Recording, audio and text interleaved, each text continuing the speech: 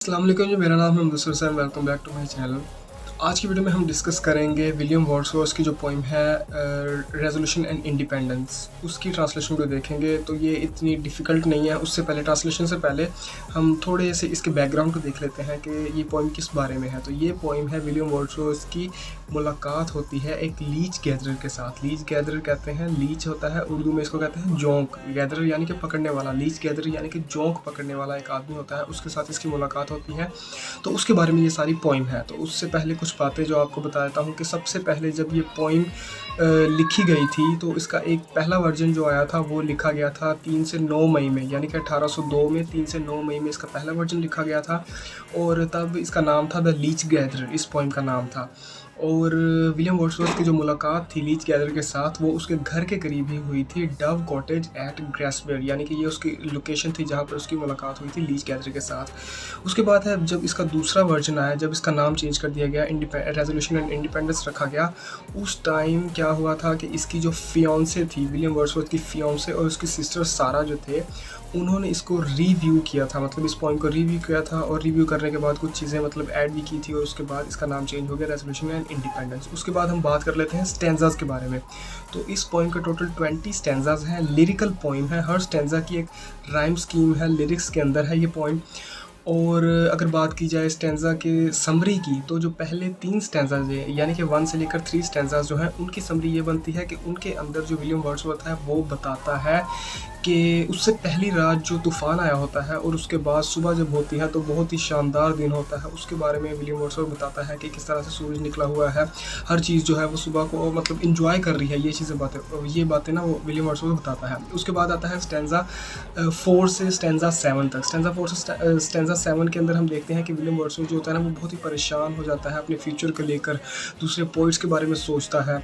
और इसी स्टैंजा के अंदर, यानी कि स्टैंजा 7 जो है ना इस पोइम का, वो थोड़ा सा ना इंपॉर्टेंट है। इंपॉर्टेंट किस लिए है कि उस स्टैंजा को ना आप किसी रेफरेंस के बगैर ना समझ नहीं सकते। तो वो रेफरेंस इंशाल्लाह मैं आपको ज़रूर बताऊंगा। और वो ये भी बताऊंगा कि कहाँ से आपको मतलब वो समझ नहीं आएगी, क्योंकि 2 चीज़ें हैं जो आपको उसमें जान लेनी चाहिए। उसके बाद है हम बात करते हैं कि जो उसके बाद के स्टैंजा से, यानी कि स्टैंजा 8 से लेकर स्टैंजा 20 तक, तो वो सारे लीच गैदरर से मुलाकात के बारे में है, मतलब किस तरह से उसकी मुलाकात होती है, क्या क्या बातें एक्सचेंज होती हैं। तो इन सब चीज़ों के बारे में वो वाले स्टैंजास हैं। तो अब हम अपनी ट्रांसलेशन को स्टार्ट करते हैं। तो जी हमारी ट्रांसलेशन जो है स्टार्ट होती है स्टैंजा 1 से। तो स्टैंजा 1 है कि there was a roaring in the wind all night. Roaring कहते हैं चीख पुकार, या शेर की जो चिंगाड़ होती है, चिंगाड़ना शेर का, उसको भी रोरिंग कहते हैं। तो हवा के चलने से जो आवाज़ आती है ना, तो यहाँ पे वो आवाज़ की बात कर रहा है कि हवा जो थी ना वो सारी रात चिल्ला रही थी, यानी कि चिंगाड़ रही थी, उसमें से आवाज़ें आ रही थी, हवा की ना बहुत बुलंद आवाज़ आ रही थी। The rain came heavily, heavily यानी कि शिद्दत के साथ, कहता है रात जो थी ना वो बारिश बहुत शिद्दत के साथ आई। एंड फेल इन फ्लड्स, और वो बारिश जो थी ना वो सैलाब में तब्दील हो गई, यानी कि इतनी बारिश हुई कि वो सैलाब बन गया।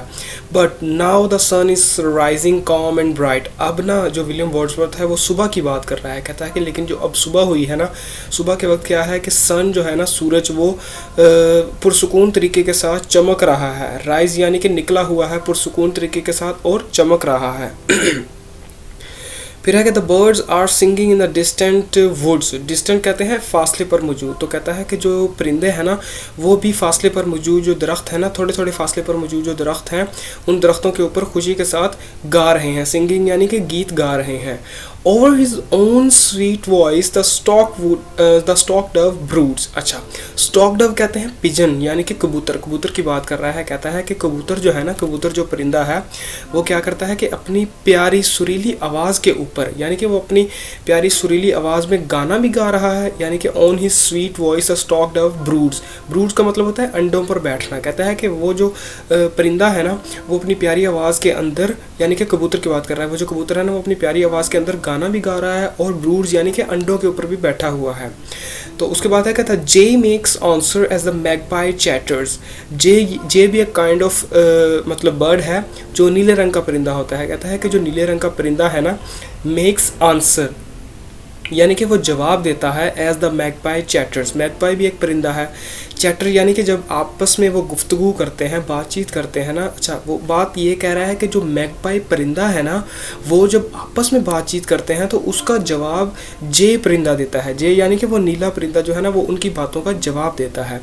And all the airs filled with pleasant noise of waters. और जो पूरा माहौल है ना, वो क्या है कि पानी की आवाज़ के साथ, खुशगवार आवाज़ के साथ भर चुका है। यानी कि पानी के गिरने की आराम आराम से आवाज़ आ रही है, तो उस आवाज़ के साथ ना जो पूरा माहौल है, पूरी हवा है, तो वो सारा माहौल ना खुशगवार हो गया है। अच्छा, उसके बाद आता है स्टैंजा 2। स्टैंजा 2 में हम देखते हैं कि all things that love the sun are out of doors.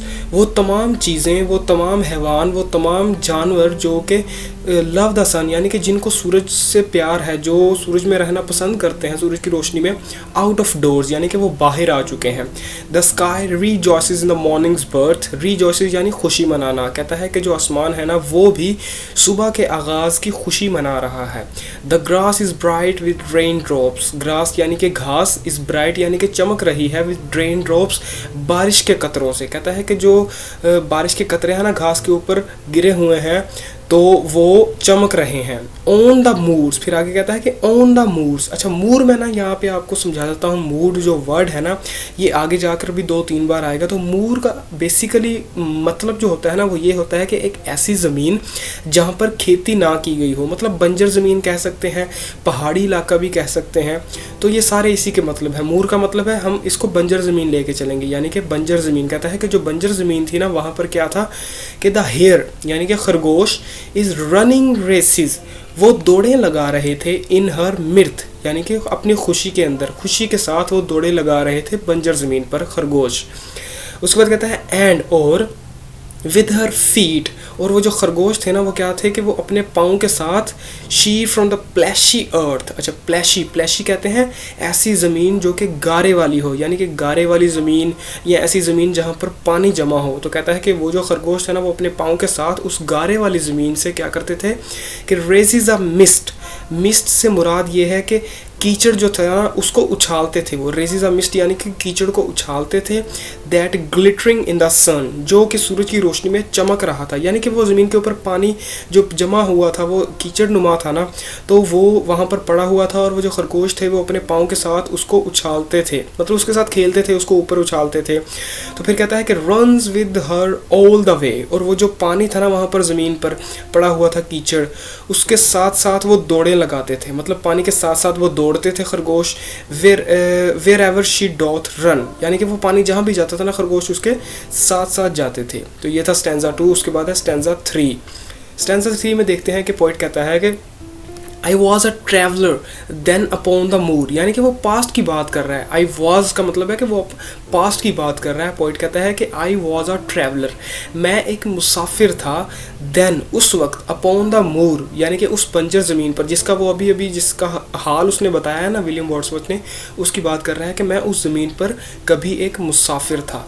I saw the hair, मैंने उस खरगोश को देखा, that raised about with Joy, जो कि खुशी के साथ दौड़ें लगा रहे थे, रेस लगा रहे थे एक दूसरे के साथ। कहता है कि मैं एक मुसाफिर था उस बंजर ज़मीन पर, जहाँ पर मैंने उस खरगोश को देखा जो कि खुशी के साथ दौड़ें लगा रहे थे, रेस लगा रहे थे। अच्छा, फिर कहता है कि I heard the woods and distant waters roar, मैंने दरख्तों की आवाज़ भी सुनी, एंड डिस्टेंट वाटर्स रोर। और कहता है थोड़े फासले पर जो पानी था, बह रहा था, उसकी आवाज़ भी सुनी मैंने। और हेयर्ड दैम नॉट, पहले वाली लाइन में वो कहता है कि मैंने उनकी आवाज़ सुनी, यानी मैंने दरख्तों की आवाज़ भी सुनी और पानी के बहने की आवाज़ भी सुनी। फिर आगे वो कहता है कि और, या फिर मैं ऐसा कहूँ कि हेयर्ड दैम नॉट, कि मैंने इनको नहीं सुना। आगे वो बताएगा कि क्यों नहीं सुना। As happy as a boy, कहता है क्योंकि मैं एक बच्चे की तरह बहुत ज़्यादा खुश था, और मैं अपनी खुशी में इतना ज़्यादा मगन था कि मैंने दरख्तों की आवाज़ नहीं सुनी और ना ही पानी की आवाज़ सुनी। मतलब पहले वाली ऊपर वाली लाइन में वो कहता है कि मैंने सुनी है, फिर आगे वो अपनी खुशी को कंपेयर करते हुए कहता है कि मैं इतना ज़्यादा खुश था कि मैंने इन चीज़ों पर गौर ही नहीं किया। फिर कहता है आगे कि the pleasant season did my heart employ, यानी कि प्लेजेंट सीज़न, यानी कि ये जो खुशगवार मौसम है, डिड माई हार्ट एम्प्लॉय, यानी कि मेरा जो दिल है ना, एम्प्लॉय का मतलब होता है काम लेना, तो कहता है कि मेरा दिल जो है ना वो इससे काम ले रहा है। काम क्या ले रहा है, मतलब इससे खुश हो रहा है, एंजॉय कर रहा है। तो उसके बाद है कि my old remembrances went from me wholly. Old remembrances का मतलब है कि मेरे जो पुराने ख्यालात थे, पुरानी बातें जो मुझे याद थी ना, वेंट फ्रॉम मी होली। तो यहाँ पर आकर जब मैंने ये सारा नज़ारा देखा तो वो मुझे सारी बातें मुकम्मल तौर पर पूरी तरह से कम्प्लीटली यानी कि भूल गई, यानी कि मैं सब कुछ भूल गया। अब वो उन्हीं बातों को आगे बता रहा है। पोइट कहता है कि and all the ways of man, कहता है कि आदमी के वो तमाम तरीके मैं भूल गया, सो वेन, जो कि बहुत ही ज़्यादा बेकार होते हैं, बेमकसद होते हैं, एंड मेलनकली, और उदास कर देने वाले होते हैं। वो कहता है कि जब मैं इस जगह पर आया तो मैंने क्या किया कि मैं अपने तमाम पुराने ख्यालात और आदमी के तमाम वो मतलब रिवायात, आदमी के वो तमाम तौर तरीके जो कि बेमकसद और उदासी वाले होते हैं, मतलब जो गमगीन कर देते हैं, दुखी कर देते हैं, वो तमाम तौर तरीके मैं पूरी तरह से भूल गया यहाँ पर आकर, ये पोइट कह रहा है। यहाँ पर हो जाते हैं हमारे स्टैंजा 3, उसके बाद है स्टैंजा 4। स्टैंजा 4 में हम देखते हैं कि पोइट कहता है कि बट एज इट समटाइम्स चैंसथ, चैंसथ यहाँ पे थर्ड फॉर्म है। पुराने वक्तों में ना चैंस की जगह पे चैंस, जैसे हम कहते हैं ना मौका, उर्दू में मौका होता है चैंस, तो यहाँ पर चैंसथ पोइट्री में यूज़ किया गया है। ये पोइटिक लाइसेंस होता है जिसके अंदर पोइट्स को ना इतनी इजाज़त होती है कि वो ना वर्ड्स को आगे पीछे ग्रामर के उसूलों के मुताबिक नहीं भी यूज़ कर सकते। मतलब ग्रामर के उसूलों के मुताबिक थोड़ा सा हट के ना, ग्रामर के उसूलों से हट के वो अपने वर्ड्स को अपनी पोइट्री के अंदर किसी भी अंदाज से ऑर्गेनाइज करके लिख सकते हैं। तो इसीलिए पोइट यहाँ पे चैंसथ लिख रहा है। वो कहता है कि बट एज इट समटाइम्स चैंसथ, यानी कि कहता है कि जिस तरह से कभी कभार ऐसा हो जाता है, क्या होता है कि from the might of joys, कि जो खुशी की इंतहा होती है ना, हमारी खुशी की जो इंतहा होती है, हमारी जब खुशी अपनी पीक पर होती है, in minds that can no further go, यानी कि खुशी की जब वो वाली लिमिट होती है कि उससे आगे हम और ज़्यादा खुश नहीं हो सकते, उस टाइम क्या होता है कि as high as we have mounted in delight, मतलब वो हमारी जो खुशी होती है ना उस टाइम, वो इतनी हाई होती है, इतनी ज़्यादा होती है कि ऐसे लग रहा होता है कि जैसे ना हम किसी पहाड़ की चोटी पर चढ़े हुए हैं, पहाड़ पर चढ़े हुए हैं खुशी के मारे। माउंटेड इन डिलाइट यानी कि जैसे हम खुशी के साथ किसी पहाड़ पर चढ़े हुए हैं। In our dejection do we sink as low, और उसी पहाड़ के ऊपर क्या होता है कि डिजेक्शन कहते हैं कि जब हम यहाँ पे डिजेक्शन से मुराद ये भी है कि मतलब गोबर वगैरह करना, तो कहता है कि जब हमें मतलब हाजत महसूस होती है, गोबर वगैरह करना होता है, तो कहता है चाहे हम पहाड़ की चोटी पर ही क्यों ना मौजूद हों, हम जो गड्ढा होता है, जो खोदना होता है, तो क्योंकि टॉयलेट तो वहाँ पे नहीं होता, तो जाहिर सी बात है गड्ढे से ही काम चलाना पड़ेगा। तो कहता है जब हम अपनी हाजत को पूरा करने के लिए वो गड्ढा खोदते हैं ना, वी सिंक एज लो, तो हमारी कोशिश होती है कि हम ज़्यादा से ज़्यादा डीप करके उसको खोदें, यानी उस गड्ढे को ना डीप करके खोदें। कहता है वो मतलब पोइट ना यहाँ पे ये बताना चाह रहा है कि हम जितने भी ज़्यादा खुश हों, गम हमारे साथ ज़रूर आता है। यहाँ पे एग्जाम्पल से वो एक्सप्लेन कर रहा है यहाँ पे। तो इसी तरह से वो कहता है कि हम अपनी हाजत को पूरा करने के लिए जो गड्ढा होता है ना, उसको कोशिश हमारी यही होती है कि उसको ना डीप करके खोदें। फिर कहता है टू मी, मेरे लिए that morning did it happen so, मतलब मेरे लिए ना वो जो सुबह थी वो भी इसी तरह से साबित हुई। किस तरह से? वो कहता है कि जिस तरह से मैं अभी अपने मतलब पहले 3 स्टैंजा में पोइट ने बताया कि मैं बहुत ज़्यादा खुश था और उसके बाद फिर अब ये बहुत परेशान हो गया, तो कहता है मेरे साथ भी यही हुआ कि मेरी जो खुशी की इंतहा थी ना, जब वो अपनी पीक पर पहुँच गई ना मेरी खुशी, तो अब मुझे डर लग रहा है, परेशानी हो रही है। तो फिर कहता है कि and fears and fancies thick upon me came, कहता है कि और मेरे ऊपर जो डर है ना और वहमो गुमान है, मतलब किसी परेशानी का वहमो गुमान है, वो मेरे ऊपर हावी हो रहा है, यानी कि मुझे डर लग रहा है, खौफ लग रहा है। डिम सैडनेस, यानी कि हल्की हल्की ना मायूसी भी छा रही है, उदासी भी छा रही है। एंड ब्लाइंड थॉट्स, और अंधाधुंध यानी कि अंधेपन वाले ना ख्यालात आ रहे हैं, मतलब जिनका मुझे पता ही नहीं है ये कैसे ख्याल हैं। आई न्यू नॉट, उनके बारे में मैं नहीं जानता, नॉर कुड नेम, और ना ही मैं उनको कोई नाम दे सकता हूँ, मतलब उन ख्यालात के बारे में मुझे नहीं पता, ऐसे ऐसे ख्यालात मुझे आ रहे हैं। उसके बाद हमारा स्टार्ट होता है स्टैंजा 5। स्टैंजा 5 में हम देखते हैं कि पोइट कहता है कि I heard the skylark warbling in the sky. अच्छा, कहता है कि आई हेयर्ड यानी कि मैंने सुना है, या मैं सुन चुका हूँ द स्काईलार्क। स्काईलार्क कहते हैं बेफिक्री के साथ खेलना, मतलब ऐसे खेलना कि आपको दुनिया की परवाह ही ना हो। वाबलिंग, वाबलिंग का ना यहाँ पे थोड़ा सा समझना। वाबलिंग वर्ड का मतलब होता है जब हम कोई भी गाना गाते हैं या कोई भी गाना सुनते हैं, उसके अंदर ऐसे होता है ना कि कई बार जो मतलब आवाज़ होती है सिंगर की, वो बहुत ऊपर जा रही होती है, कई बार बहुत स्लो हो जाती है। तो वो जो नोट्स चेंज हो रहे होते हैं ना गाने के अंदर, उस चीज़ को कहते हैं वाबलिंग, यानी कि नोट चेंज कर करके गाना गाना। ये सिंगिंग के अंदर होता है, गाना गाने के अंदर होता है। तो कहता है कि मैंने ना आसमान के अंदर बेफिक्री के साथ, यानी कि आवाज़ बदल बदल के या आवाज़ तब्दील करके गाना गाते हुए भी सुना है। अब किसको सुना है, वो मे भी यहाँ पे परिंदों की बात कर रहा है। फिर कहता है एंड और I bethought me, bethought यानी गौर फिक्र कर रहा, मी यानी मेरे ऊपर, ऑफ द प्लेफुल हेयर। अच्छा, कहता है कि जब मैंने उस खुशगवार यानी कि प्लेफुल यानी कि खेलने वाले खरगोश को देखा ना, जब मैंने वहाँ पर खेलने वाले खरगोश को देखा तो मैंने अपने ऊपर गौर फिक्र किया। अच्छा, गौर फिक्र करके आगे क्या किया, वो कहता है कि even such a happy child of earth am I. कहता है कि मैंने जब उस खरगोश को वहाँ पर खेलते हुए देखा ना, तो मैंने अपने ऊपर गौर फिक्र किया और मैंने सोचा कि मैं इस ज़मीन पर कितना खुशनसीब बच्चा हूँ। यहाँ पे पॉइंट ये कह रहा है। फिर कहता है even as these blissful creatures do I fare. फिर उसी आगे ही लाइन में वो पॉइंट ये कह देता है कि कहता है कि अगरचे मैं बहुत ज़्यादा खुश हूँ, यानी कि मेरी खुशी की इंतहा बहुत ज़्यादा है, लेकिन कहता है कि ये जो ब्लिसफुल क्रिएचर यानी कि उसी खरगोश की बात करता है, कहता है ये जो खुश मखलूक है ना, ये जो यहाँ पर इंजॉय कर रही है, डू आई फेयर। फेयर का मतलब होता है मुनासिब।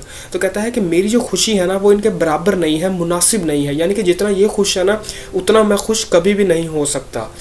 तो उसके बाद पॉइंट कहता है कि far from the world I walk, यानी कि जिस जगह से मैं आया हूँ ना, वहाँ से मैं बहुत ज़्यादा दूर हूँ। एंड फ्रॉम ऑल केयर, और मैं तमाम परेशानियों से, जिम्मेदारियों से भी दूर हूँ।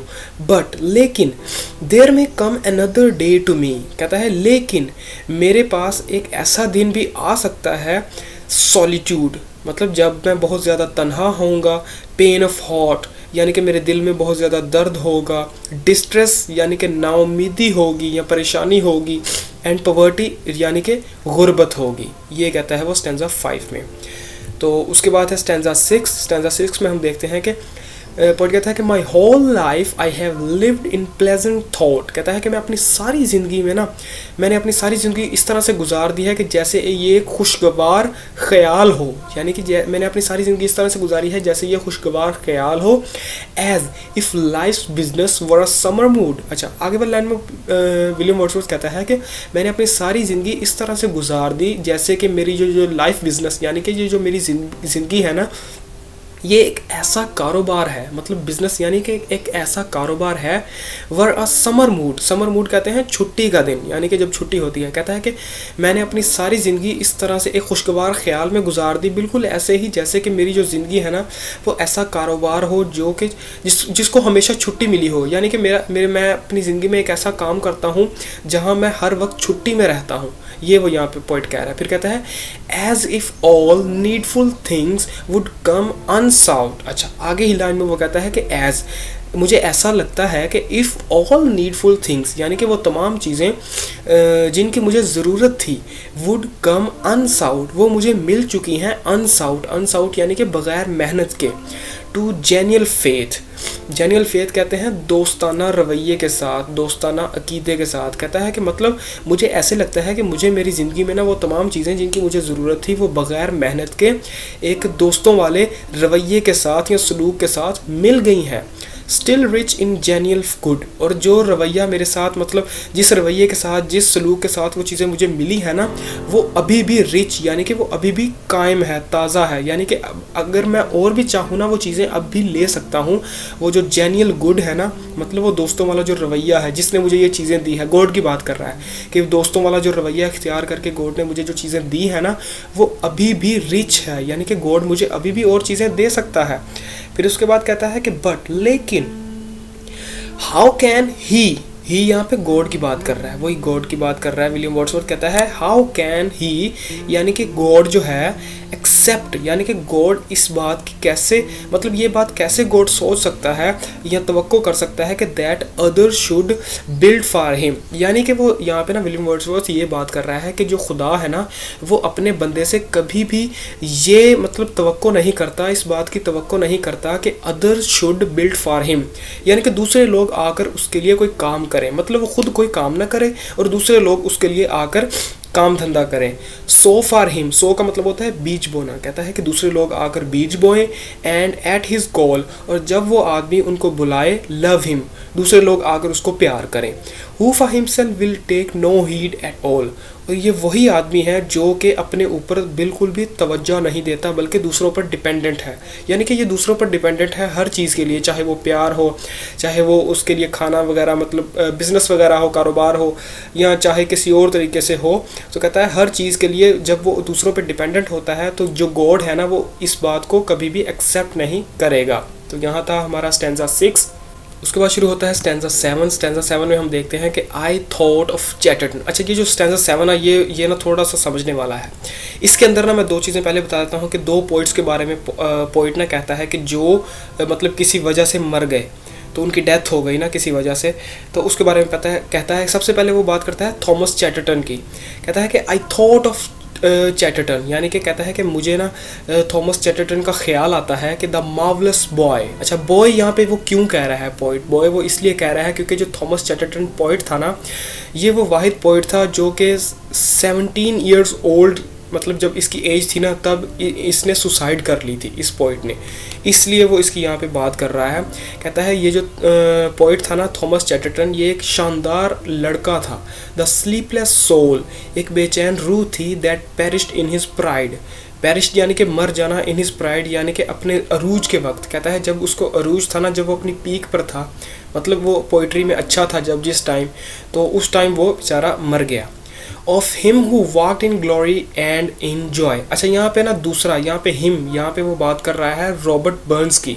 रॉबर्ट बर्न एक और दूसरा पोइट है, उसके बारे में ये विलियम वर्ड्सवर्थ बात कर रहा है। कहता है कि वो जो पोइट था ना Robert Burns, who walked in glory and in joy, यानी कि जिसने बहुत ज़्यादा इज्जत कमाई और जो खुश रहता था, फॉलोइंग हिज प्लफ, और वो हल चलाता था, और अपने हल को चलाते हुए ही क्या था कि अलोंग द माउंटेन साइड, या कहता है कि पहाड़ों के इर्द गिर्द वो अपना हल चलाता था, और हल चलाते हुए ही वो बहुत ज़्यादा खुश होता था और उसने बहुत ज़्यादा इज्जत कमाई। फिर आगे कहता है कि by our own spirits are we डाइफाइड।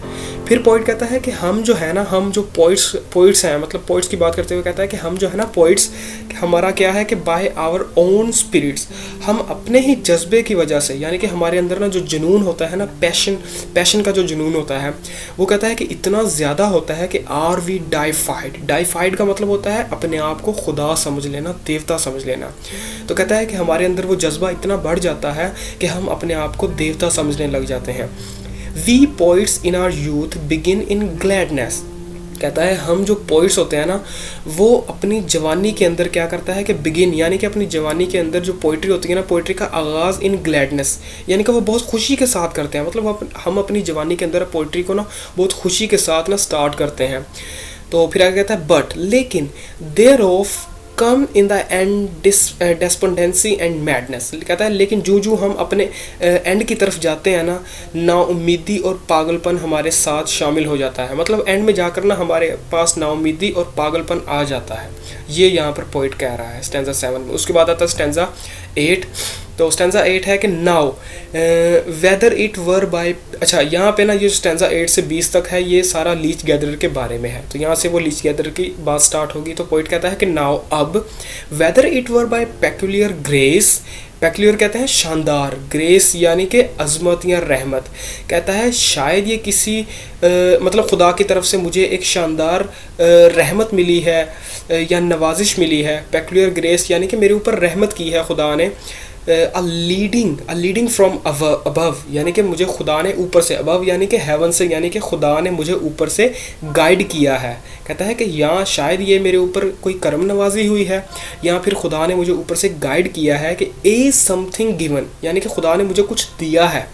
Yet it बिफेल that, कहता है कि अगरचे मतलब मेरे साथ ना अभी अभी एक वाक़या हुआ है, येट इट बिफेल दैट, यानी कि मेरे साथ अभी अभी ना एक वाक़या हुआ है कि इन दिस लोनली प्लेस, इस तन्हा जगह के अंदर मेरे साथ एक वाक़या हुआ है। वो वाक़या क्या है वो आगे बताता है। कहता है कि when I with these untoward thoughts had स्ट्रीमन।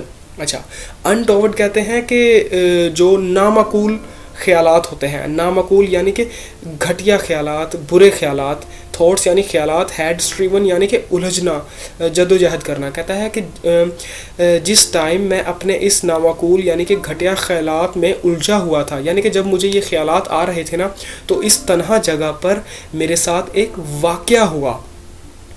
फिर आगे कहता है कि बिसाइड अ पूल, एक तालाब के पास, bare to the eye of heaven. Bare to the eye of heaven का मतलब है कि कहता है कि एक ऐसे तालाब के पास जो कि आसमान से मतलब साफ नज़र आता था। बेयर होता है मतलब जो सामने नज़र आए, साफ नज़र आए। तो कहता है कि एक ऐसा तालाब जो कि आसमान से सामने नज़र आता था, उसके पास आई सा अ मैन, मैंने एक आदमी को देखा, बिफोर मी, मेरे सामने, मतलब मेरे साथ ही जो अनअवेयर्स, यानी कि मेरे साथ ही जो अनअवेयर्स बैठा हुआ था, मतलब अनजान बन के बैठा हुआ था। The oldest man he seemed that ever वोर ग्रे हेयर्स। कहता है आज तक मैंने जितने भी आदमी देखे थे ना जिनके सफ़ेद बाल थे, सफ़ेद बाल वालों में ये मुझे सबसे ज़्यादा बूढ़ा आदमी नज़र आ रहा था। उसके बाद है स्टैंजा 9। स्टैंजा 9 है कि as a huge stone is sometimes seen to lie. अच्छा, फिर उसी बात को वो कंटिन्यू करता है। कहता है कि कई बार हम देखते हैं ना कि ह्यूज स्टोन, एक बड़ा सारा पत्थर, समटाइम कभी कभार, सीन टू लाई हमें पड़ा हुआ नज़र आ जाता है। काउस्ड कहते हैं एक ख़ास अंदाज में, ऑन द बाल टॉप यानी कि पहाड़ की चोटी पर, ऑफ एन एमिनेंस मतलब ऐसी चोटी पर जिसकी कोई अहमियत होती है, वैल्यू होती है। एमिनेंस का मतलब वैल्यू होना, अहमियत होना। तो कहता है कि एक ऐसा बड़ा मतलब पत्थर जो कि कई बार हमें एक पहाड़ की ऐसी चोटी पर ख़ास जगह पर देखने को मिलता है जिसकी अहमियत होती है। ये मतलब था इन 2 लाइंस का। फिर आगे कहता है कि wonder to all who do the same espy. Wonder यानी कि हैरान, टू ऑल यानी कि वो तमाम लोग हैरान रहते हैं, हु डू द सेम एस्पाई यानी कि जो भी आदमी इसको देखते हैं, इस नज़ारे को या उस पत्थर को पड़े हुए देखते हैं ना, वो तमाम हैरान हो जाते हैं। By what means it could thither, यानी कि बाय वट मीन्स का मतलब है कि किस तरह से इट कुड दाइदर यानी कि यहाँ पर कम।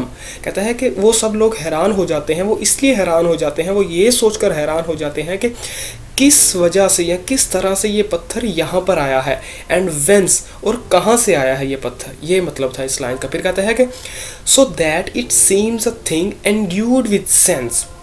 अच्छा, फिर कहता है कि वो जो चीज़ है ना, वो जो पत्थर है, वो ऐसे लगता है कि एंड्यूड कहते हैं मिला होना या अता करदा, जिसको कोई चीज़ मिली हुई हो, नेचर की तरफ से अता की गई हो, विद सेंस। कहता है कि वो जो पत्थर है ना, फिर वो एक ऐसी चीज़ लगता है जिसको मतलब अकल मिली हो, जो कि मतलब बाशऊर हो, सेंसिबल कोई चीज़ लगती है वो पत्थर हमें उस टाइम। फिर कहता है कि वो जो पत्थर है वो किस तरह से लगता है, वो आगे लास्ट वाली 2 लाइंस में ना वो बताता है। कहता है कि वो पत्थर हमें इस तरह से लगता है लाइक अ सी बीस्ट, मतलब ऐसे लगता है कि जैसे ना समुंदर से कोई हैवान जो है ना, क्रॉल्ड कहते हैं मतलब घसीटते हुए, फार्थ यानी आगे। कहता है कि ऐसे लगता है जैसे समुद्र से ना कोई हैवान अपने आप को घसीटते हुए आगे आ गया, मतलब समुद्र से निकल के ना वो बाहर आ गया। That on a shelf of rock का मतलब है कि पत्थरों का जो साहिल है, यानी कि जो जगह बनी होती है ना समुद्र के साथ जो पत्थर पड़े होते हैं वो वाला, उसकी जगह कहता है कि वो जो पत्थरों का साहिल है, या फिर सैंड, या फिर वो जो रेत होती है साइड पे, उस रेत के ऊपर रीपोज का मतलब होता है अपने मतलब टाइम पास करना, फारिग टाइम जो है ना उसको स्पेंड करना। कहता है देयर टू सन इटसेल्फ, यानी कि सूरज के सामने। मैं दोबारा लाइन को बताता हूँ। कहता है कि ऐसा लगता है जैसे कि कोई समुद्री हैवान आगे आ गया हो, रेंग कर आगे आ गया हो, और वो पत्थरों के साहिल पर या रेत पर सूरज की रोशनी में, यानी सूरज को एंजॉय करने के लिए अपना जो फारिग टाइम है वो स्पेंड करने के लिए वहाँ पर आ गया हो।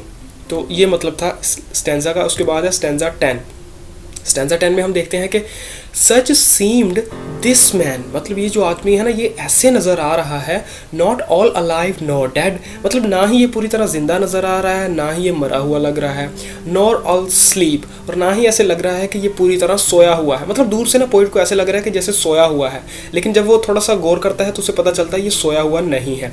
In his extreme old age, कहता है अपने इस मतलब इतनी इतनी ज़्यादा मतलब बुढ़ापे के अंदर ये आदमी मुझे ना पूरी तरह ज़िंदा लग रहा है, ना पूरी तरह मरा हुआ लग रहा है, और ना ही पूरी तरह सोया हुआ लग रहा है। फिर कहता है कि हिज बॉडी, इसका जो जिस्म है ना, वाज बेंट डबल, मतलब वो दो तरह से कहेंगे दुगना, मतलब दुगना मुड़ा हुआ है। मतलब आम बंदे का जिस तरह से जिस्म मुड़ा हुआ होता है ना, उससे दुगना इसका जो जिस्म है ना वो मुड़ा हुआ है, यानी कि बेंट हुआ पड़ा है। Feet and head coming together in life's pilgrimage, life's pilgrimage का मतलब है कि ज़िंदगी के इस सफ़र के अंदर उसका जो मतलब सर है, जो मतलब पाँव है और जो सर है, वो दोनों एक साथ मिले हुए हैं। मतलब वो इतना ज़्यादा बेचारा ना कुबड़ा हुआ पड़ा है, मुड़ा हुआ पड़ा है कि उसका जो सर है और उसके जो पाँव हैं वो दोनों मिले हुए हैं। अच्छा, फिर आगे कहता है कि as if some dire constraint of pain, मतलब ऐसे लगता है कि जैसे वो बेचारा ना, डायर कहते हैं खौफनाक, कॉन्स्ट्रेंट यानी कि पाबंदी, ऑफ पेन यानी कि तकलीफ़ की। कहता है ऐसे लगता है कि जैसे ना किसी खौफनाक तकलीफ़ ने ना उसके ऊपर पाबंदी लगाई हो कि तुमने ऐसे ही रहना है, मतलब इस तरह से कुबड़े रहना है। फिर कहता है और यहाँ फिर ऐसे हो सकता है कि rage of sickness felt by him in times long past, कहता है यहाँ फिर ऐसे हो सकता है कि माजी के अंदर इस बंदे ने ना कोई ऐसी बीमारी जो है वो मतलब झेली है, बर्दाश्त की है, जो कि बहुत ही ज़्यादा शिद्दत वाली थी। रेज यानी कि बहुत ज़्यादा शिद्दत वाली थी। तो उसके बाद कहता है कि a more than human weight upon his frame had cast, चूँकि वो कुबड़ा था ना, मुड़ा हुआ था, तो इसलिए ना उसको अपना वज़न बर्दाश्त करना मुश्किल हो रहा था। तो इसलिए पोइट कहता है कि ऐसा दिखाई दे रहा था कि इंसानी वज़न से ज़्यादा जो वज़न है ना वो बेचारा अपने ढांचे के ऊपर झेल रहा था, बर्दाश्त कर रहा था वो बूढ़ा आदमी। यहाँ पर पूरे हो जाते हैं हमारे स्टैंजा 10। उसके बाद स्टैंजा 11। स्टैंजा 11 है कि हिमसेल्फ ही प्रॉप्ड, प्रॉप्ड कहते हैं सहारा देना, कहता है वो खुद ब खुद ही सहारा दे रहा था। लिम्स, लिम्स कहते हैं अज़ा, यानी कि जैसे हमारे हाथ हैं, पाँव हैं, सर है, पेट है, उंगलियां हैं, तो इन चीज़ों को कहते हैं लिम्स यानी अज़ा। कहता है वो अपने अज़ा को, बॉडी यानी अपने जिस्म को, पेल फेस यानी अपने मुरझाए हुए चेहरे को या जर्द चेहरे को, पेल कहते हैं येलोइश, जो मतलब येलोइश कलर का जो उसका फेस था ना, तो उसको कहता है कि उसका जो मुरझाया हुआ चेहरा था उसको, upon a long grey staff of shaven wood, long यानी कि लंबी, ग्रे यानी कि सफ़ेद, स्टाफ यानी कि छड़ी, शेवन वुड यानी कि तिरछी हुई यानी कि ऐसी छड़ी जिसको तराशा गया हो। तो कहता है कि वो जो आदमी था ना वो अपने अज़ा को, अपने जिस्म को और अपने मुरझाए हुए चेहरे को एक लंबी सफ़ेद छड़ी पर सहारा दे रहा था, जो कि तराशी हुई थी, जो कि लकड़ी से, मतलब जो ऐसी छड़ी थी जो कि तराशी हुई थी। उसके बाद कहता है एंड और still as I drew near with gentle pace, कहता है कि जैसे ही मैं उसके पास गया ना, मतलब हल्का सा जेंटल पेस यानी कि हल्की सी चहलकदमी करते हुए, आहिस्ता आहिस्ता चलते हुए, जैसे मैं अपने आप को उसके पास लेकर गया, upon the margin of that moorish flood, moorish flood का मतलब है कि वो जो पानी के साथ साथ, मोरिश के अंदर वो जो पानी था ना उसके साथ साथ जो मार्जिन यानी कि वो जो चलने वाला रास्ता बना हुआ था, वो जो लाइंस लगी हुई थी चलने के लिए, उसके साथ चलता हुआ जब मैं उसके पास गया ना आहिस्ता से, क्या हुआ कि motionless as a cloud the old man stood, तो क्या हुआ कि वो जो आदमी था ना, वो जो बूढ़ा आदमी था, वो एक ऐसे बादल की तरह खड़ा था जो कि मोशनलेस यानी कि साकन होता है, एक जगह खड़ा हुआ होता है, रुका हुआ होता है। कहता है वो बूढ़ा आदमी मुझे ऐसे ही दिखाई दे रहा था। फिर कहता है that heareth not the loud winds when they call, heareth का मतलब होता है हुक्म ना मानना, मतलब डिसओबे करना। तो कहता है कि वो जो आदमी था ना वो हुक्म नहीं मान रहा था, नॉट द लाउड विंड, वो जो बुलंद हवा थी, मतलब ऊंची जो हवा थी, मतलब तेज़ जो हवा चल रही थी ना, वो जो हवा थी ना, जब वो तेज़ हवा चल रही थी तो वो ना उसको हिला रही थी बूढ़े आदमी को थोड़ा थोड़ा, तो वो उसका कहा नहीं मान रहा था वो बूढ़ा आदमी। तो कहता है कि वो जो बूढ़ा आदमी था ना वो उस बुलंद हवा का कहा नहीं मान रहा था, मतलब हुक्म नहीं मान रहा था। And moved all together if it move at all, मतलब, और अगर वो हिलने की कोशिश करता था ना, मूव ऑल टुगेदर का मतलब है कि वो पूरी तरह से ही हिल जाता था, if it move at all. मतलब वो जो बूढ़ा आदमी था ना, पहले तो वो हवा का कहा मानता ही नहीं था, मतलब हवा जितनी मर्जी चले वो एक जगह पे बैठा हुआ है, लेकिन जब वो हिलने पे आता था ना वो पूरा ही हिल जाता था बेचारा। तो उसके बाद है स्टैंजा 12। स्टैंजा 12 है कि एट लेंथ हिमसेल्फ, मतलब कुछ फासले पर, हिमसेल्फ अनसेटलिंग। हिमसेल्फ अनसेटलिंग का मतलब है कि खुद को तंग तंग करते हुए, खुद को तकलीफ़ देते हुए, ही यानी कि वो बूढ़ा आदमी द पाउंड उस तालाब के अंदर स्टीड यानी कि घुमाना, हिलाना, विद हिज स्टफ यानी कि अपनी छड़ी से वो उस पानी को, तालाब के पानी को खुद को तकलीफ़ देते हुए हिला रहा था। एंड फिक्सली डिड लुक, और बड़े गौर के साथ ना वो लुक यानी कि वो देख रहा था अपॉन द मडी वाटर, उस मतलब गंदे पानी को बड़े ना गौर के साथ वो बूढ़ा आदमी देख रहा था। विच ही कौंड, अच्छा इसका मतलब है कि वो जो बूढ़ा आदमी था ना, वो जब देख रहा था ना पानी को, वो ऐसे लग रहा था, विच ही कौंड, कौंड का मतलब होता है धोखा देना, मतलब वो जो बूढ़ा आदमी जो ना वो पानी को जब देख रहा था ना, तो वो मुझे धोखा दे रहा था, मतलब मुझे ऐसे लग रहा था कि as if he had been reading in a book, यानी कि वो पानी को इस तरह से देख रहा था जैसे हम कोई बुक नहीं पढ़ते, मतलब बुक को रीड करते हैं बड़े गौर के साथ। तो कहता है कि वो बूढ़ा आदमी भी ना उस पानी को इस तरह से देख रहा था और वो मुझे धोखा दे रहा था। कौन का मतलब होता है धोखा देना। उसके बाद है एंड और नाउ अ स्ट्रेंजर्स प्रिविलेज आई टुक। स्ट्रेंजर प्रिविलेज का मतलब होता है कि अनजान आदमी होने का फ़ायदा उठाया। स्ट्रेंजर यानी कि अनजान, प्रिविलेज यानी फ़ायदा उठाना। तो कहता है कि मैंने अनजान आदमी होने का फ़ायदा उठाते हुए, and drawing to his side, और अपने आप को उसकी तरफ घसीटते हुए, टू हिम डिड से, मैंने उससे कहा, मतलब मैंने अनजान आदमी होने का फ़ायदा उठाया और उसको अपने आप को ना उसकी तरफ घसीट के लेके गया और मैंने उससे कहा, क्या मैंने उससे कहा कि this morning gives us promise of a glorious day, कि आज की जो सुबह है ना ये बहुत ही शानदार आगाज़ का वादा कर रही है, ये उसने कहा। उसके बाद है स्टैंजा 13। स्टैंजा 13 में है कि a gentle answer did the old man make, मतलब उस बूढ़े आदमी ने ना एक बहुत ही हल्का सा मुझे जवाब दिया, हल्के अंदाज में ना शाइस्तगी वाले पोलाइटनेस के साथ उसने जवाब दिया। इन कॉटियस स्पीच, कॉटियस भी होता है शाइस्तगी के साथ, मतलब आराम के साथ, मतलब उसने आराम के साथ, विच फोर्थ ही स्लोली ड्रीव, मतलब उसने जो मुझे अल्फाज कहे ना वो बहुत ही आराम के साथ कहे। एंड और him with further words I दस बी स्पेक, कहता है कि मैंने फिर क्या किया कि हिम विद फर्दर वर्ड्स, और ज़्यादा अल्फाज के साथ, आई दस बी स्पेक। अच्छा बी स्पेक जो है ना इसका मतलब समझना, बी स्पेक का मतलब होता है ट्रेडिशन के मुताबिक, मतलब रिवाज के मुताबिक। तो कहता है कि जैसे हमारे रिवाज होता है ना कि अगर एक बंदा, आप एक बंदे से बात सवाल शुरू करो, मतलब उससे बात करो तो वो आपकी बात का जवाब दे दे, तो आपके ऊपर फ़र्ज़ है ये बात, मतलब ये चीज़ आपके ऊपर फ़र्ज़ है कि आप अब बात को शुरू करेंगे, मतलब आगे बात आप बढ़ाएंगे। तो कहता है इसी रिवाज को, बी स्पेक का मतलब है, कहता है कि इसी रिवाज को आगे बढ़ाते हुए मैंने क्या किया, क्या कहा कि फर्दर वर्ड्स, यानी कि मैंने कुछ और चीज़ें उससे पूछी। वो चीज़ें क्या थी, वो आगे कहता है कि what occupation do you there pursue, मतलब तुम यहाँ पर क्या काम करते हो। वो कहता है कि this is a lonesome place for one like you, यानी कि तुम जैसे बूढ़े आदमी के लिए ये बहुत तन्हा जगह है, यानी कि तन्हाई वाली जगह है, तुम जैसे बूढ़े आदमी को यहाँ पर नहीं आना चाहिए। तो उसके बाद वो कहता है कि एरे ही रिप्लाइड, यानी कि इससे पहले कि वो बूढ़ा आदमी मेरी इस बात का जवाब देता, a flash of mild surprise broke from the sable orbs of his yet vivid eyes.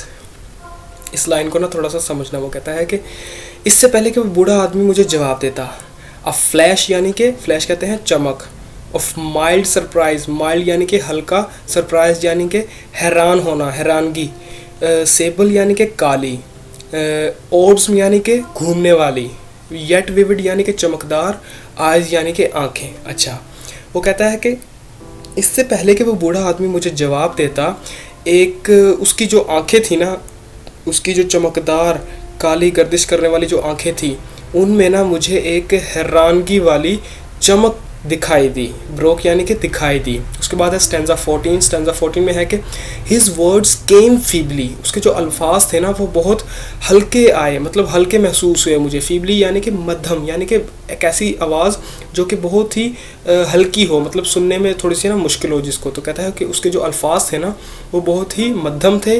From a feeble chest, मतलब उसका जो सीना था, मतलब जहाँ से उसने आवाज़ निकाली, वो भी कमज़ोर था, और उसके जो अल्फाज थे वो भी कमज़ोर थे या मध्यम थे. But each in solemn order followed each with something of a Lofty utterance dressed. Lofty कहते हैं बुलंद, अटरेंस आवाज़, ड्रेस्ड यानी कि पहना होना. तो कहता है अगरचे उसकी जो आवाज़ थी ना वो बहुत हल्की थी, और उसका जो सीना था, मतलब जहाँ से उसने सीने से आवाज़ निकाली, वो भी बहुत कमज़ोर था. कहता है लेकिन जो उसका ईच यानी कि एक एक जो अल्फाज था ना, सोलेम ऑर्डर यानी कि वो एक संजीदा यानी कि सीरियस उसके वर्ड्स थे, थोड़े से सीरियस थे. Followed each with something of Lofty utterance dressed यानी कि एक के बाद जो उसका दूसरा अल्फाज था ना, लफ्ज़ था, मतलब एक के बाद जो दूसरा वर्ड वो कहता था, हर वर्ड पहले वाले वर्ड से थोड़ा सा बुलंद होता था. यानी कि उसकी आवाज़ मतलब बाद वाले वर्ड की पहले वाले से आवाज़ ज़्यादा होती थी.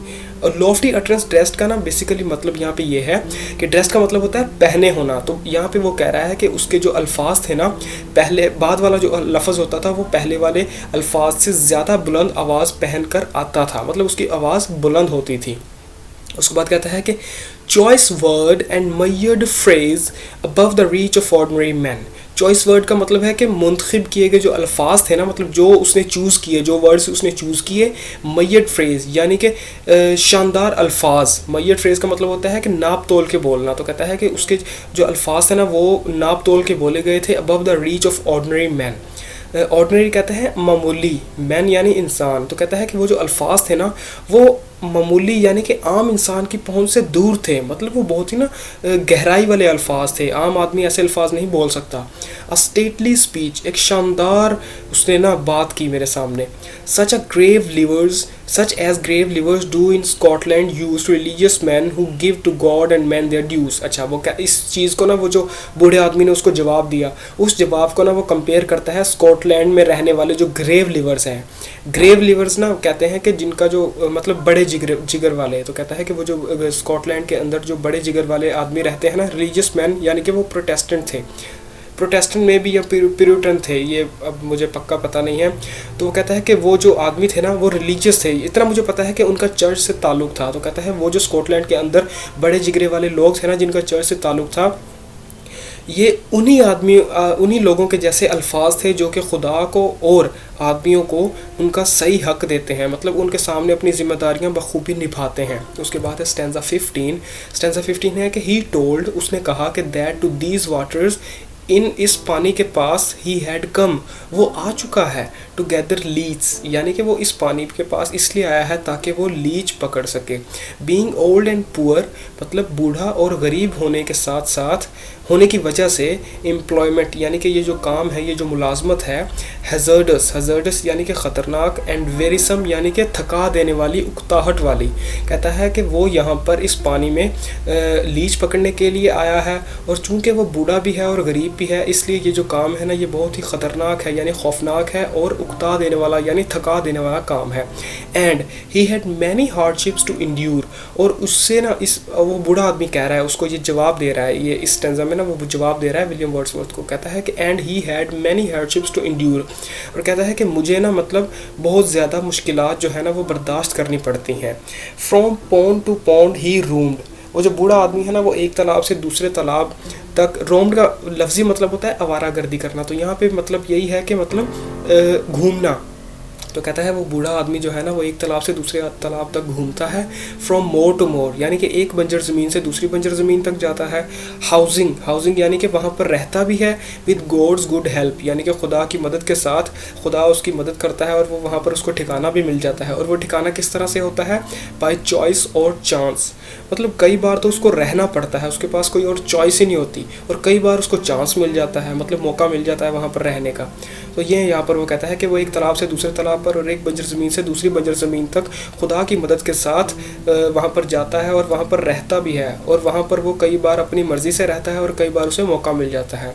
And in this way he gain an honest maintenance, और कहता है इसी तरह से वो जो बूढ़ा आदमी है वो कमाता है. गेन यानी कमाता है, ऑनेस्ट यानी कि ईमानदार या हलाल, मेंटेनेंस रोज़गार. कहता है कि इसी तरह से वो बूढ़ा आदमी ना हलाल रोज़ी कमाता है. उसके बाद है स्टैंजा 16 कि the old man still stood talking bye my side. William Wordsworth कहता है कि वो जो बूढ़ा आदमी था ना वो अभी भी मेरे साथ खड़ा बातें कर रहा था, यानी कि मुझसे बातें कर रहा था, but now his voice to me was like a stream scarce heard. अच्छा, वो कहता है कि लेकिन अब जो उसके अल्फाज थे ना वो वॉज लाइक अ स्ट्रीम, यानी कि वो एक ऐसे पानी के बहाव की तरह लग रहे थे। स्केयर्स हेयर्ड, स्केयर्स कहते हैं मुश्किल से, हेयर्ड यानी समझ आना। तो कहता है उसके अल्फाज मुझे ऐसे लग रहे थे, यानी कि वो मुझे ना बहुत मुश्किल के साथ समझ आ रहे थे। Nor word from word could I divide, यानी कि मैं उसका एक लफ्ज़ जो था ना उसको दूसरे से अलग नहीं कर सकता था। मतलब वो इस तरह से बोल रहा था कि उसके जो वर्ड्स थे ना वो मिक्स हो रहे थे, मिक्सअप हो रहे थे, और उसकी बात मुझे समझ नहीं आ रही थी। And the whole body of the man did seem like one whom I had met with in a dream. और कहता है ये जो बूढ़ा आदमी था ना ये मुझे इस तरह से एक ऐसे आदमी की तरह लग रहा था जैसे शायद मैं ख्वाब में मिल चुका हूँ, और like a man from some far region sent, या फिर एक ऐसा आदमी जो कि बहुत दूर किसी रियासत से आया है या भेजा गया है, to give me human strength, ताकि वो मुझे आकर इंसानी ताकत दे सके। क्योंकि अभी अभी जो पोइट था ना वो बहुत परेशान था, वो मतलब अपने फ्यूचर के बारे में सोच के परेशान हो रहा था।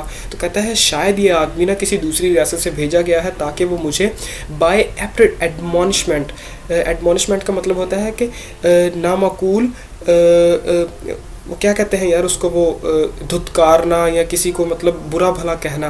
तो कहता है शायद ये आदमी मुझे थोड़ा सा धुतकार कर या बुरा भला कह कर ना मुझे ह्यूमन स्ट्रेंथ यानी कि मुझे इंसानी ताकत देने आया है। उसके बाद स्टैंजा 17 है कि माई फॉर्मर थॉट्स रिटर्न्ड, यानी कि मेरे जो पहले वाले ख्यालात थे ना वो अब वापस आ चुके हैं। द फियर दैट किल्स, वो वाला डर जो कि मुझे मारता है, मतलब ये वो वाला डर है जो कि मुझे मार देता है।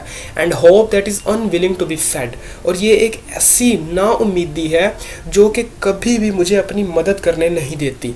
होप यानी कि नाउम्मीदी, अनविलिंग यानी कि मानती नहीं है, टू बी फेड यानी कि मदद करना। मतलब ये एक ऐसी उम्मीद है, मतलब नाउम्मीदी है जो कि मुझे कभी भी उम्मीद में तब्दील होने नहीं देती। कोल्ड यानी कि परेशान, पेन तकलीफ, लेबर मेहनत, एंड ऑल फ्लैशी इल्स, यानी कि ये एक तकलीफ़ है, मतलब परेशानी है, तकलीफ़ है, मेहनत है, और फ्लैशी यानी कि हैवानी, इल्स यानी कि बीमारियाँ। मतलब ये जो पुराने ख्यालात हैं ना उसकी बात कर रहा है कि ये सब कुछ परेशानी है, तकलीफ़ है, मेहनत है और हैवानी बीमारियाँ हैं। And mighty points in their misery dead, कहता है कि ये वही सारी चीज़ें हैं जिनके अंदर माइटी पॉइंट्स यानी कि वो जो बड़े बड़े शायर होते हैं, मिजरी डेड, वो अपने बुरी किस्मत की वजह से या बदनसीबी की वजह से मर जाते हैं।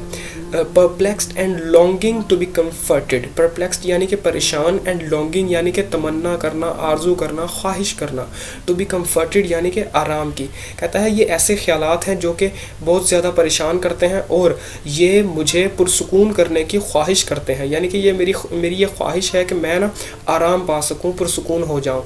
My question ईगरली did I renew, कहता है कि मैंने फिर क्या किया, वो बूढ़ा आदमी जो था ना मैंने उससे ना अपना जो सवाल था, ईगरली यानी कि अपनी मर्ज़ी से, तमन्ना से, डिड आई रीन्यू यानी दोबारा पूछना। कहता है मैंने उस बूढ़े आदमी से अपना सवाल दोबारा पूछा, how is it that you live, आप किस तरह से रहते हैं, and what is it you do, और आप क्या काम करते हैं।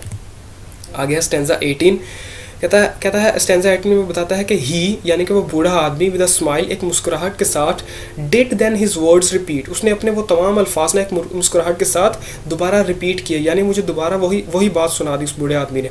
एंड सेड दैट, और उसने मुझे कहा कि gathering leech far and wide, कहता है कि और उसने मुझे कहा कि ये जो लीचें मैं पकड़ता हूँ ना, लीच जो पकड़ता हूँ दूर दूर से, he travelled stirring thus about his feet the waters of the pools where they abide, कहता है कि ही ट्रैवल्ड यानी कि वो सफ़र करके आता है, स्टीयरिंग यानी कि हिलाता है, दस अबाउट हिज फीट अपने पाँव के साथ, the waters of the pool यानी कि पूल यानी कि ये जो तालाब का जो पानी है इसको अपने पाँव के साथ हिलाता है, वेयर दे अबाइड जहाँ पर वो लीच रहती हैं। तो वो कहता है कि उस बूढ़े आदमी ने मुझे कहा कि मैं दूर दूर से यहाँ पर लीच पकड़ने आता हूँ और सफ़र करके आता हूँ ताकि मैं इस पानी को और मैं इस पानी को हिलाता हूँ अपने पाँव के साथ जहाँ पर ये लीच रहती है। अच्छा, once I could meet with them on every side, फिर वो बूढ़ा आदमी कहता है कि कई बार ऐसा होता है कि ये लीचें ना मुझे हर जगह से मिल जाती हैं, कई बार मुझे आसानी के साथ मिल जाती हैं, but they have dwindled long by slow decay, dwindled का मतलब होता है सुकड़ जाना, मतलब कम हो जाना। तो कहता है लेकिन अब क्या हुआ है कि ये जो लीचें हैं ना, ये अपने मतलब स्लो डिके यानी आहिस्ता आहिस्ता मरने के साथ ये ना सुकड़ गई हैं, यानी कि अब हर जगह मुझे ये नहीं मिलती। Yet still I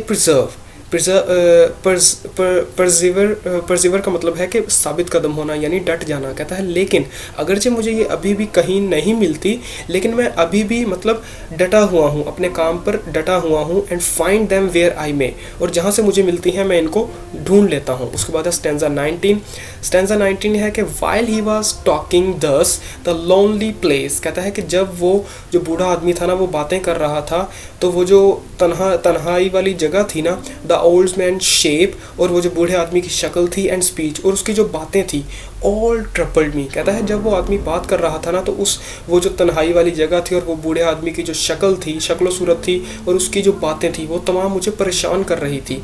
in my minds I seemed to see him pace about the very moods continually। कहता है मैं अपने दिमाग के अंदर ना उस बूढ़े बेचारे आदमी को, पेस यानी चहलकदमी करना, मतलब चलना। तो कहता है कि मैं अपने दिमाग के अंदर उस बूढ़े आदमी को ना उस बंजर ज़मीन पर मुसलसल चलते हुए थकावट के साथ, वेरी यानी थकावट के साथ चलते हुए देख रहा था। Wandering about alone silently, wandering यानी कि आवारागर्दी करते हुए या इधर उधर परेशान घूमते हुए, तन्हा और ख़ामोशी के साथ, मतलब मैं उसको ना परेशान, तन्हा और ख़ामोशी के साथ परेशान घूमते हुए देख रहा था अपने दिमाग के अंदर। मतलब ये चीज़ ना मैं अपने दिमाग के अंदर सोच रहा था। While I these thoughts within myself pursued. कहता है जब मैं अपने दिमाग के अंदर इन ख्यालों के पीछे था ना, मतलब परस्यूड का मतलब होता है ताकुब करना यानी पीछा करना। मतलब कहता है कि जब मैं अपने दिमाग के अंदर इन ख्यालों को सोच रहा था, इनके बारे में सोच रहा था या ये ख्याल बना रहा था ना, ही हैविंग मेड अ पोज, वो जो बूढ़ा आदमी था ना जिसने एक मतलब पोज लिया हुआ था, एक वक्फा बनाया हुआ था, द सेम डिस्कोर्स रीन्यूड, मतलब उस बूढ़े आदमी ने एक वक्फा लिया हुआ था और वक्फे के बाद उसने वो तमाम बातचीत ना, वो जो गुफ्तगू थी, वो जो बातें थी, वो दोबारा दोहरा दी। मतलब मैं अभी ना अपने दिमाग के अंदर वो ख्याल सोच रहा था, एक वक्फा था हमारी बातों के अंदर, तो उस बूढ़े आदमी ने वो वक्फा तोड़ा और वो जो सारी बातें थी ना वो दोबारा दोहरा दी। उसके बाद इसका लास्ट स्टैंजा है 20, कहता है कि and soon with this he other matter blended, और कहता है बहुत जल्द ही उस आदमी ने इन बातों के साथ अदर मैटर यानी कि दूसरी बातें, ब्लेंडेड यानी कि जो इसके साथ मिलती जुलती बातें थी ना, मतलब जो सवाल मैंने उससे किए उससे मिलती जुलती जो और बातें थी वो भी उसने क्या किया कि चीयरफुली अटर्ड, खुशी के साथ मुझे बता दी, विद डैमनर काइंड, भले भले रवैये के साथ। मतलब उसका जो रवैया था ना, मेरे साथ सलूक था, वो बहुत ही भला था, अच्छा था। मतलब उसका जो सलूक था ना वो बहुत अच्छा था मेरे साथ। But stately in the mind main, मतलब but stately in the main का लाइन का मतलब है, कहता है कि अगरचे उसने ये मुझे बातें बहुत खुशी के साथ बताई, लेकिन एक तरह से ना उसने ये तकल्लुफ़ ही किया, मतलब मैंने उससे इतनी ज़्यादा बातें नहीं पूछी थी जितनी उसने मुझे बता दी। फिर कहता है एंड व्हेन ही एंडेड, और जब उसने अपनी बातें ख़त्म की, I could have laughed my self, तो फिर मैं अपने आप पर हंस सकता था। मतलब मैंने ना अपने आप पर हंसना शुरू किया, टू स्कोन, ताकि मैं अपने आप को, स्कोन का मतलब होता है अपने आप को ना ऊंचा समझना, मतलब तौहीन करना, मतलब किसी दूसरे की तौहीन करना और अपने आप को ऊंचा समझना। तो कहता है कि जब उसने वो बातें एंड की ना, जब बूढ़े आदमी की बातें ख़त्म हो गई, तो फिर मैंने क्या किया कि अपने आप की तौहीन की, to find in that decrepit man so firm a mind. Decrepit का मतलब होता है कमज़ोर, सो फिर्म अ माइंड यानी कि कहता है जब मैंने उस बूढ़े आदमी के अंदर एक पुख्ता इरादा देखा ना, कि मतलब ये कितना बूढ़ा है लेकिन अपने काम से कितना ज़्यादा सिंसेयर है। मतलब अब अगरचे ये बूढ़ा है लेकिन फिर भी ये जगह जगह जाके लीज तलाश करता है, और मैं इतना फ़ारग टाइम है, मतलब मैं फ़ारग रहता हूँ, लेकिन फिर भी मैं इतना ज़्यादा दुखी हूँ, लेकिन ये आदमी दुखी नहीं है। तो कहता है इस चीज़ के ऊपर मैंने अपने आप की तौहीन की, यानी कि हकारत से मैंने ख़ुद को देखा। तो फिर कहता है कि गॉड सेड आई, मैंने खुदा से कहा कि बी मी हेल्प, यानी कि मेरी मदद करें, एंड स्टे सिक्योर, और मेरी हिफाजत करें। कहता है कि मैंने खुदा से कहा कि मेरी मदद करें और मेरी हिफाजत करें। I will think of the leech gatherer on the lonely moor. फिर एंड वाली लाइन में वो कहता है कि मैं आगे जाकर यानी अपने ख्यालों में इसी लीच गैदर यानी इसी जौं इकट्ठा करने वाले आदमी के बारे में उस बंजर ज़मीन पर जाकर सोचूंगा। तो यहाँ पर हमारी ये पोइम एंड हो जाती है। आई होप कि आपको समझ आ गई होगी। जहाँ से भी नहीं समझ आई आप रिपीट करके प्रीवियस से थोड़ा सा पीछे जाके आप देख सकते हैं, आपको समझ आ जाएगी। उसके बाद भी अगर कोई चीज़ नहीं मतलब समझ आती, कोई चीज़ रह जाती है, तो कमेंट सेक्शन में आप पूछें, मैं मतलब आपको जवाब दूँगा।